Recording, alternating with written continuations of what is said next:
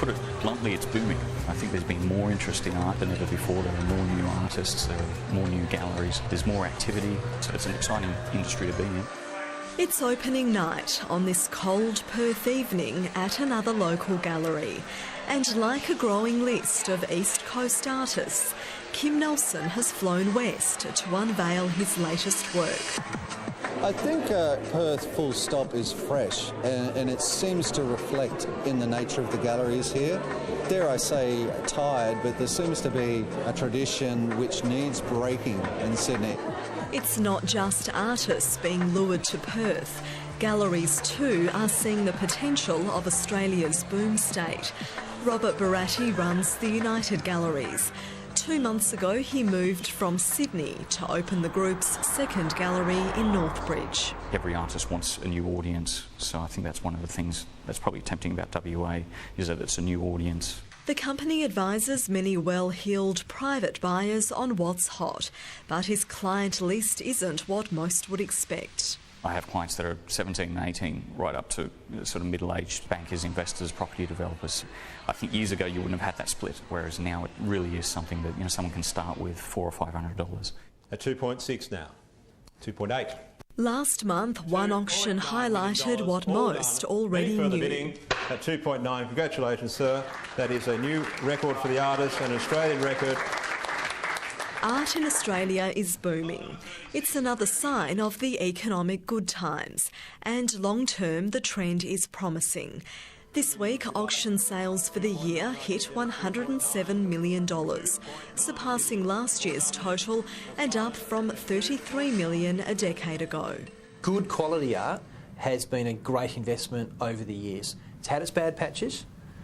Long-term, though, art has at times outperformed the share market. Financial advisor Chris Craggs says historically art has enjoyed growth of 6 to 10% a year, but is now a good time to buy, given the sector is so closely aligned to the volatile stock market. Are we at the top of the cycle or not?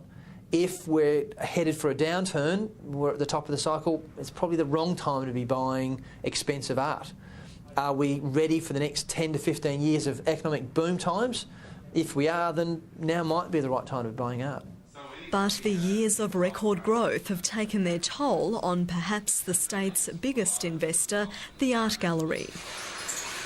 That really has killed our chance to compete on purchasing things. Obviously, we have a limited amount of funds like most galleries. The Art Gallery of Western Australia receives just $230,000 from the government to acquire new works. That buys just a handful of paintings a year. For the rest, it relies on bequests or donations, which is how these $60,000 drawings were purchased. This is a group of 23 drawings by Scottish artist David Shrigley, and we raised the money so that we could buy these, and I love them. I think they're just great. It's also forced the gallery to be more strategic with its purchases, buying ahead of the market by unearthing emerging talent. In fact, if I were a private collector, I'd be in here seeing what we're buying before I went and bought what I bought. And the only warning I would have is look, look, look. Look at mediocre stuff, look at great stuff, and suddenly you'll separate the wheat from the chaff. Very good art in Western Australia, in my opinion, is probably the best value art you can buy anywhere. David Forrest is the head of the Association of West Australian Art Galleries and has run Gallery East in North Fremantle for 15 years. He says the boom is still primarily in the secondary market, which means not all galleries are benefiting. Where an artist has made their reputation, established their reputation, particularly nationally, then people are prepared to invest a lot of money in that artist's work. On the other side, most of us show a lot of emerging artists and artists who are creating their reputation. They're in mid-career, and that can still be a bit of a slog to sell well.